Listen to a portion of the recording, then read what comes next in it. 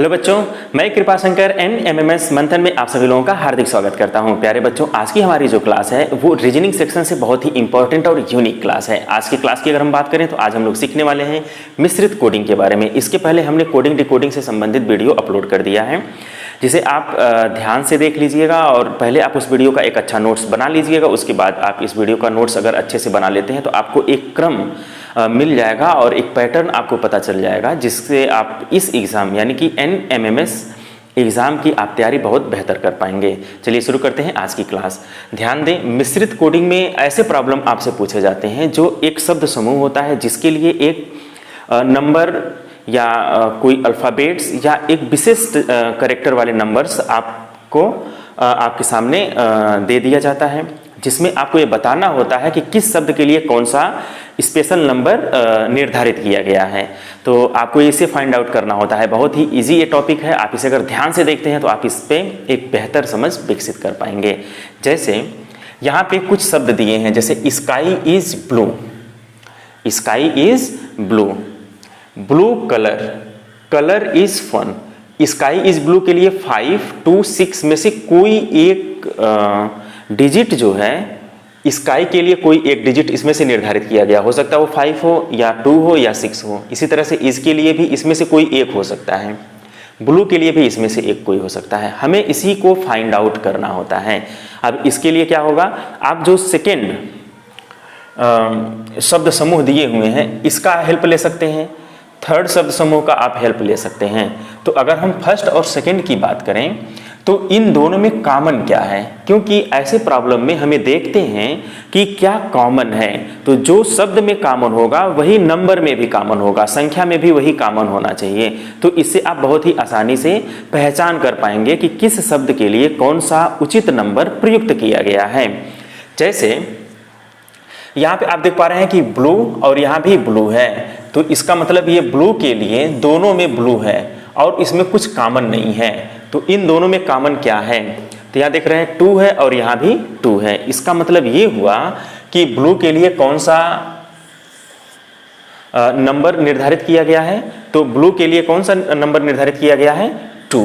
तो यहाँ आप इसको लिख दीजिए, ब्लू के लिए 2 निर्धारित किया गया है। देखिए कितना इजी है। अब यहाँ कलर है सेकेंड में और थर्ड में, आप ध्यान से देखें, सेकेंड और थर्ड को खूब ध्यान से देखें। इसमें ये कलर है, कलर के लिए इन दोनों में कॉमन कलर है और इन दोनों में कॉमन क्या है, तो इन दोनों में कॉमन जो है वो 4 है। इसका मतलब कलर के लिए कौन सा नंबर यूज किया गया होगा, 4 यूज किया गया होगा। तो कलर किस नंबर से डिनोट किया जा रहा है, 4 नंबर से। एकदम क्लियर है यहाँ तक चीजें।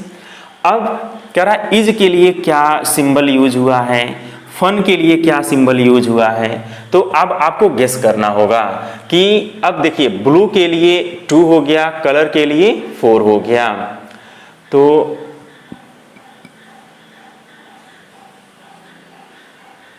ठीक है, अब जो है यहाँ पे फर्स्ट को देखें और थर्ड को देखें, तो यहाँ लिखा है इज और यहाँ लिखा है इज।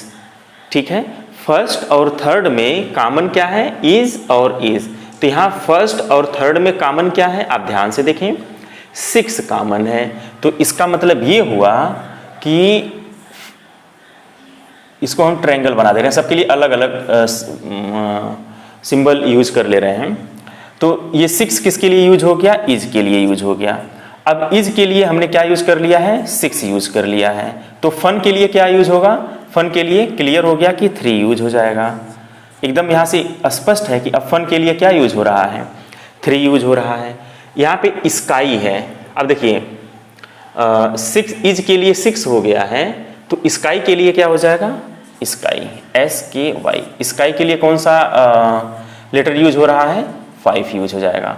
तो इस तरह से जो है आप इसके पूरे जितने भी शब्द दिए गए हैं, जितने भी वर्ड्स थे, वो किस अल्फाबेट किस डिजिट से प्रदर्शित किए गए हैं वो आप बता पा रहे हैं। तो यहाँ पे सिर्फ कॉमन देखना होता है। ऐसे प्रॉब्लम में क्या देखा जाता है, कॉमन, कॉमन क्या है, बस जो कॉमन है वही से आप गेस कर लेते हैं, बहुत ही इजी है। चलिए हम लोग चलते हैं सेकंड पे। यहाँ देखिए ये कुछ वर्ड्स लिखे हुए हैं, इनको वर्ड से वर्ड में ही प्रदर्शित किया गया है।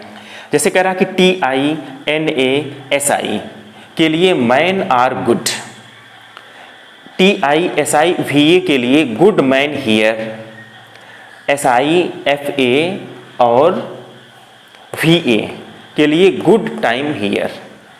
इस तरह से इसको प्रदर्शित किया गया है। अब आप हमें बताएं कि TI के लिए क्या यूज किया गया है, TI के लिए कौन सा शब्द, या आप मैन के लिए कौन सा शब्द यूज हुआ है, हियर के लिए कौन सा शब्द यूज हुआ है, गुड के लिए कौन सा शब्द यूज हुआ होगा। तो आप बहुत सारे इन्फॉर्मेशन, यानी कि यहाँ से 4 से 5 प्रश्न पूछ लिए जाएंगे और आप बहुत आसानी से बता पाएंगे। जैसे यहाँ TI है, यहाँ TI है, तो इन दोनों में TI कॉमन है, और क्या कॉमन है, और कुछ कॉमन नहीं है, नहीं SI भी कॉमन है, TI कॉमन है और SI कॉमन है, ठीक है। और जब 2 कॉमन हो जाता है तो तीनों का हेल्प ले लें। क्या इन तीनों में कोई एक कॉमन है, तो यहाँ SI है, यहाँ SI है और यहाँ पे भी SI है, तो इन तीनों में एक ही वर्ड कॉमन है, SI। अब इन तीनों में अगर SI कॉमन है तो इन तीनों में क्या कॉमन है, यहाँ देखिए गुड लिखा है, यहाँ गुड लिखा है, यहाँ गुड लिखा है। इसका मतलब ये हो गया कि गुड के लिए कौन सा सिंबल यूज किया गया है, SI यूज किया गया है। एक चीज तो क्लियर हो गया कि गुड के लिए कौन सा सिंबल यूज हुआ है, SI के लिए। अब देखिए, अब गुड जो है वो SI के लिए हो गया। और अब पहले और दूसरे को खूब ध्यान से देखें, यहाँ पे TI है, यहाँ पे TI है। अब गुड के अलावा क्या कॉमन है, मैन। इसका मतलब ये हुआ TI के लिए कौन सा या मैन के लिए क्या यूज हुआ है, TI यूज हो गया है। मैन के लिए क्या यूज हुआ है, TI यूज हुआ है। देखिए कितना इजी है। ऐसे ही अब ये क्लियर हो गया कि TI जो है मैन के लिए है, तो R के लिए क्या यूज हुआ होगा, NA यूज हुआ होगा।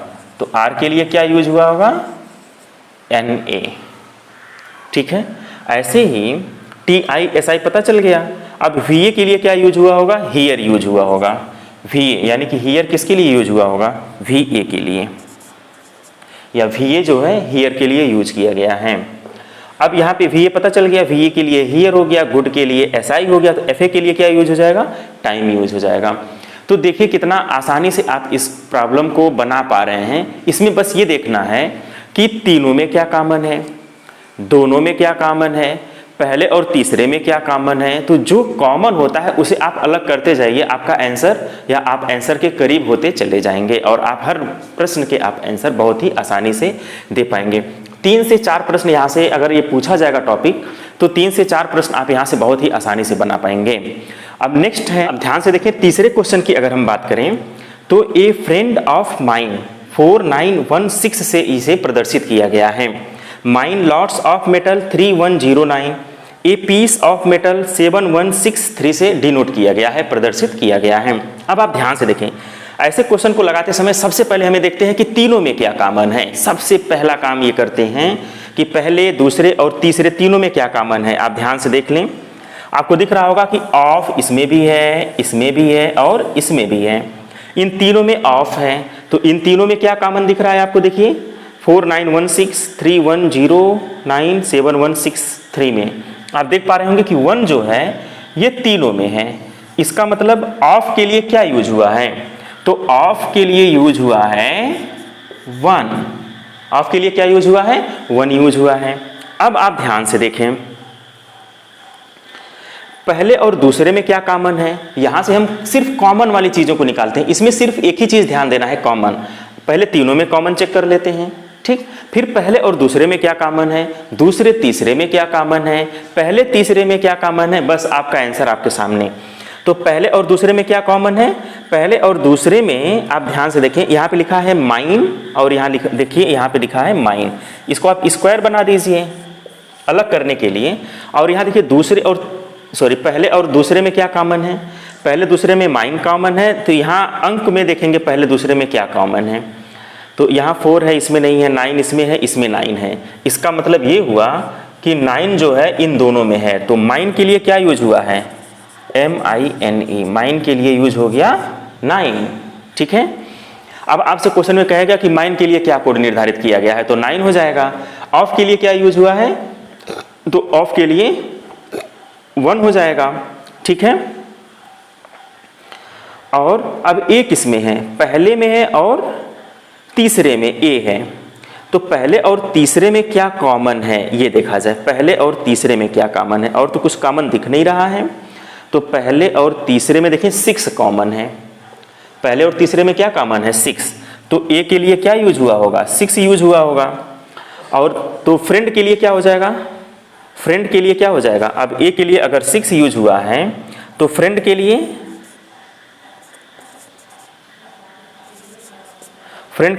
यूज हो जाएगा 4। अब देखिए आप सबका कोड अलग अलग बताते चले जा रहे हैं, कोई भी इसमें से क्वेश्चन पूछेगा आपके पास आंसर होगा, ठीक है। अब फ्रेंड का हो गया। अब इसमें देखिए दूसरे और तीसरे में क्या कॉमन है, मेटल कॉमन है, मेटल, तो दूसरे और तीसरे में जो कॉमन होगा देखिए 3 कॉमन दिख रहा है, दूसरे और तीसरे में 3 कॉमन दिख रहा है, तो मेटल के लिए क्या यूज हो जाएगा, मेटल के लिए क्या यूज हो जाएगा, मेटल के लिए 3 यूज हो जाएगा। और जब मेटल पता चल गया 3 है तो लॉट्स के लिए क्या यूज होगा, 0 यूज हो जाएगा, लॉट्स के लिए 0 यूज किया गया होगा। तो ऐसे आप अगर कॉमन देख करके काम करेंगे तो बहुत ही आसानी से आप काम कर ले जाएंगे। लॉट्स के लिए हो गया 0। अब यहाँ क्या बचा, पीस बचा, तो देखिए पीस के लिए क्या यूज हो जाएगा, ए के लिए कोड क्या यूज हुआ है, 6 यूज हुआ है, तो ये यूज हो चुका है, ठीक है। मेटल के लिए 3 यूज हो चुका है। अब पीस बच रहा है, तो पीस के लिए क्या कोड यूज हो जाएगा, तो पीस के लिए कोड यूज हो जाएगा 7। जितने भी यहाँ पे वर्ड्स दिए गए हैं उन सारे वर्ड्स के लिए हमने जो कोड दिए गए थे उनको फाइंड आउट कर लिया है। अब यहाँ से कभी कभी क्वेश्चन ऐसे बना देता है कि मेटल, लॉट्स, माइन के लिए क्या यूज हो जाएगा, तो 309 यूज हो जाएगा। ऐसे करके कोई भी शब्द बनाएगा तो अब हर शब्द के लिए जो कोड है आपको पता चल गया, तो कोई नया शब्द बनाएगा तो उसका भी आप आंसर बहुत ही आसानी से दे पाएंगे। तो क्वेश्चन तो एक ही है लेकिन आपसे इससे संबंधित कई सारे इंफॉर्मेशन आपसे ले लिया जा रहा है। तो इसके लिए आप बिल्कुल पहले से प्रिपेयर रहिएगा ताकि इस तरह के प्रॉब्लम्स अगर एग्जाम में आते हैं तो उसे आप आसानी से बना पाएँ। तो देखिए कितना आसान था, अगर आप इस वीडियो को ध्यान से देख लेंगे तब भी आप इस तरह की जितने भी प्रॉब्लम होंगे आप बहुत ही इजी वे में बना पाएंगे। देखिए यहाँ पे जो क्वेश्चन नंबर 4 हमने सेलेक्ट किया है वो ये है, कॉलम फर्स्ट और कॉलम सेकेंड है। यहाँ पे कुछ शब्द दिए गए हैं और इन शब्द से संबंधित कुछ डिजिट्स हैं। आपको ये बताना है कि इस शब्द में प्रयुक्त जो लेटर है उस लेटर के लिए कौन सा डिजिट निर्धारित है। जैसे LEG, तो L के लिए कौन सा डिजिट है, E के लिए कौन सा डिजिट है, G के लिए कौन सा डिजिट निर्धारित है, कौन सा अंक निर्धारित है। इसके लिए आप क्या करेंगे, वही सेम चीज़ आप ये देखिए कि यहाँ पे LEG और L किस में है, L देखिए तीसरे में है और किस में है, और चौथे में है। तो पहला, तीसरा, चौथा, इन तीनों में L है और इन तीनों में अगर L है तो इन तीनों को यहाँ भी देखा जाए, इन तीनों में कॉमन क्या है, तो इन तीनों को खूब ध्यान से देखिए। यहाँ L है तो L के लिए अगर हम सर्किल यूज कर रहे हैं, क्योंकि ये सही से चल नहीं रहा है, L के लिए अगर हम सर्किल यूज कर रहे हैं L, तो आप ध्यान से देखें यहाँ 4 है, तीसरे में भी यहाँ 4 है और यहाँ भी यहाँ 4 है। इसका मतलब L के लिए कोड कौन सा है, L के लिए कोड 4 निर्धारित किया गया है, ठीक है। यहाँ देखिए पहले में E है और यहाँ तीसरे में E है, तो पहले और तीसरे को खूब ध्यान से देखिए, पहले और तीसरे को ध्यान से देखिए। 4 के अलावा क्या कॉमन है, तो 2 कॉमन दिख रहा है, तो इसको आप ट्रायंगल बना दीजिए या स्क्वायर बना दीजिए, अलग कर दीजिए। तो इसका मतलब E के लिए क्या कोड यूज हुआ होगा, E के लिए कोड यूज हुआ होगा 2। अब यहाँ भी ट्रायंगल बना दीजिए ताकि ये पता चल गया है कि E के लिए। अब यहाँ G है और पहला और दूसरे में G है और तीसरे में भी G है, तो पहले, दूसरे और चौथा, पहला, दूसरा और चौथा में क्या कॉमन है, तो यहाँ 3 दिख रहा है, दूसरे में भी 3 दिख रहा है, चौथे में भी 3 दिख रहा है। तो G के लिए कौन सा कोड यूज हुआ होगा, 3 यूज हुआ होगा, तो जी के लिए पता चल गया 3 यूज हुआ होगा, इसको आप स्क्वायर बना दीजिए।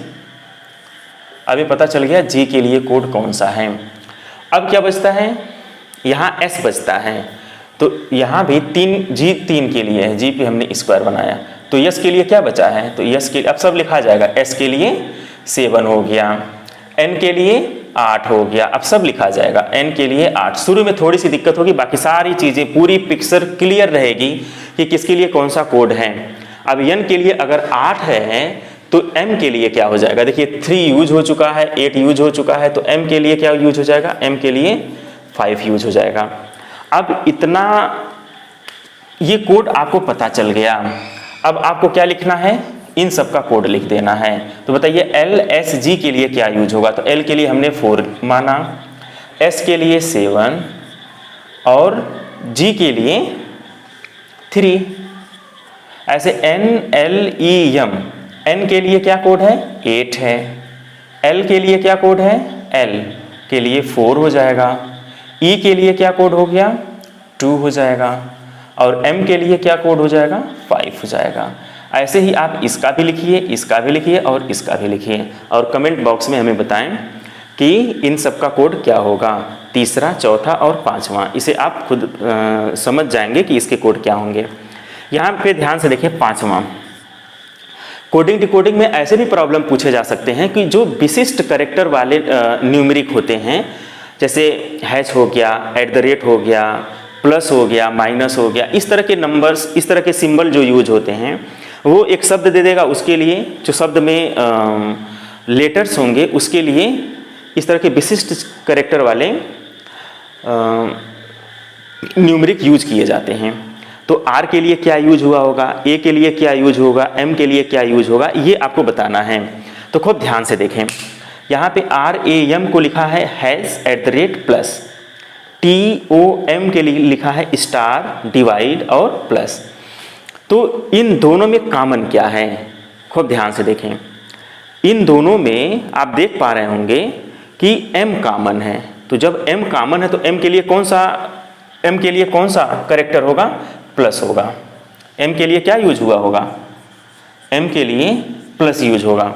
और जब M के लिए प्लस यूज हुआ है, इसका मतलब ये हो जाएगा R के लिए क्या यूज हुआ होगा, हैश यूज होगा, A के लिए क्या यूज होगा, @ यूज होगा। तो R के लिए देखिए सीक्वेंस में है, M के लिए प्लस, यहाँ भी लास्ट में M है, लास्ट में M है, तो यहाँ पे लास्ट में प्लस लिखा हुआ है। इसका मतलब A के लिए @, R के लिए हैश, T के लिए स्टार, O के लिए डिवाइड, M के लिए फिर प्लस है। तो R के लिए क्या यूज हुआ है, हैश, ठीक है। A के लिए क्या यूज हुआ है, @ और T के लिए क्या यूज हुआ है, स्टार। तो इस तरह से RAT की जगह पर हैश, @ और स्टार इसका सही आंसर हो जाएगा। इस मिश्रित कोडिंग से संबंधित प्रॉब्लम में भाषा संबंधित प्रश्न भी पूछे जाते हैं। आप ध्यान से देखें, क्वेश्चन ये है कि जल को भोजन कहा जाए। खूब ध्यान से देखें, जल को भोजन कहा जाए, भोजन को वृक्ष कहा जाए, वृक्ष को आसमान कहा जाए, आसमान को कुआं कहा जाए, कुआं को तालाब कहा जाए, तो फल किस पर लगेंगे, इसका क्या आंसर होगा। तो फल किस पर लगेंगे, ध्यान से देखें, फल जो है किस पर लगते हैं, वृक्ष पर लगते हैं। अब आप इसमें ये देखें, डायरेक्ट ऐसे क्वेश्चन को देखने के लिए जानते क्या करते हैं, जो पूछा है पहले आप वहां पहुंच जाइए कि फल किस पर लगते हैं, फल तो वृक्ष पर लगते हैं। अब आप देख लीजिए वृक्ष को क्या कहा जा रहा है, तो वृक्ष को क्या कहा जा रहा है, आसमान कहा जा रहा है, तो फल किस पर लगेंगे, आसमान पर। बस आपका आंसर क्लियर हो गया। देखिए कितना आसान है। ऐसे ही आपसे ये क्वेश्चन पूछा जाता है कि लाल को नीला कहा जाए, लाल को नीला कहा जाए, नीले को काला कहा जाए, काला को गुलाबी कहा जाए, गुलाबी को हरा कहा जाए, हरा को सफेद कहा जाए, तो कोयले का रंग कैसा होगा। पहला क्वेश्चन क्या है, कोयले का रंग कैसा होगा। अब आप बताइए कोयले का रंग कैसा होता है, कोयले का रंग, कोयले का रंग, कोयले का रंग तो काला होता है। अब आप इस क्वेश्चन में काला को क्या कहा जाए, इसको देख लीजिए, काला को क्या कहा गया है, गुलाबी। तो आपका आंसर यही हो जाएगा, गुलाबी आंसर हो जाएगा। ठीक है। ऐसे ही जयपुर, जयपुर को कौन सा शहर कहा जाता है? तो जयपुर को कौन सा शहर, यानी कि जयपुर को गुलाबी शहर कहा जाता है, तो जयपुर को किस रंग का शहर कहा जाएगा? जयपुर को किस रंग का शहर होगा?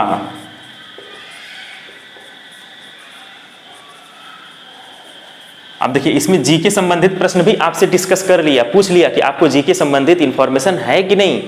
जयपुर को गुलाबी शहर कहा जाता है। अब गुलाबी को क्या कहा जाता है ये देखा जाए। जयपुर किस रंग का शहर कहा जाएगा? जयपुर गुलाबी रंग का शहर कहलाता है। अब गुलाबी को क्या कहा जा रहा है? हरा कहा जा रहा है, तो जयपुर हरे रंग का शहर हो जाएगा, ठीक है ना, हरा शहर जयपुर हो जाएगा, ठीक है। ऐसे ही आसमान, आसमान किस रंग का होगा? तो आसमान का रंग क्या होता है? नीला होता है, आसमान का रंग। अब आप बताइए, आसमान का रंग किस कलर का हो जाएगा? आसमान का रंग नीले कलर का होता है, लेकिन नीला को क्या कहा गया है ये देखा जाए, नीले को काला कहा गया है, तो आसमान का रंग यहाँ पे क्या हो जाएगा? काला हो जाएगा। अब नीला की जगह पर रिप्लेस करेंगे काले से, ठीक है। ऐसे ही बहुत सारे क्वेश्चंस पूछे जाते हैं। अगर आपसे इसी में क्वेश्चन एक और जोड़ देता कि मानव के रक्त का, यानी कि खून का रंग कैसा होगा? अब खून का रंग कैसा होता है? लाल होता है। अब आप क्वेश्चन पे जाइए, लाल किसका? लाल जो है, लाल को नीला कहा जाता है, तो खून का रंग या रक्त का रंग कैसा हो जाएगा? रक्त का रंग नीला हो जाएगा, क्योंकि लाल को नीला कहा गया है, इसलिए रक्त का रंग कैसा हो जाएगा? नीला हो जाएगा। तो यहाँ पे शब्द यानी वर्ड से संबंधित कुछ प्रॉब्लम पूछे जाते हैं, भाषा से संबंधित कुछ प्रश्न पूछे जाते हैं, वो एडिशनल प्रश्न थे जिसको हमने आपसे डिस्कस कर दिया है। यहाँ से काफ़ी क्वेश्चन एग्जाम में पूछे जाते हैं, इसलिए आपको इस टॉपिक की बेहतर समझ होनी ही चाहिए। और आप हमारे वीडियोस को खूब ध्यान से देखते रहिए। यह एपिसोड 7 है। नेक्स्ट एपिसोड में हम नेक्स्ट वीडियोस लेकर के आएंगे और उसमें इस एग्ज़ाम से संबंधित किसी एक पर्टिकुलर टॉपिक पर हम डिस्कस करते हैं और उस पर एक विधिवत एनालिसिस भी हम लोग करते हैं, ताकि एग्ज़ाम हॉल में उस टॉपिक से संबंधित प्रश्न ना छूटें। तो अगर हमारी वीडियोस या हमारे यह एपिसोड आपको अच्छे लग रहे हो तो आप हमारे चैनल को अवश्य सब्सक्राइब कर दीजिएगा, लाइक करिएगा और बेल आइकन को इसलिए प्रेस करिएगा ताकि हमारे इस तरह के जितने भी नोटिफिकेशन हैं वो आप तक सबसे पहले प्राप्त हो सके। Okay, thank you.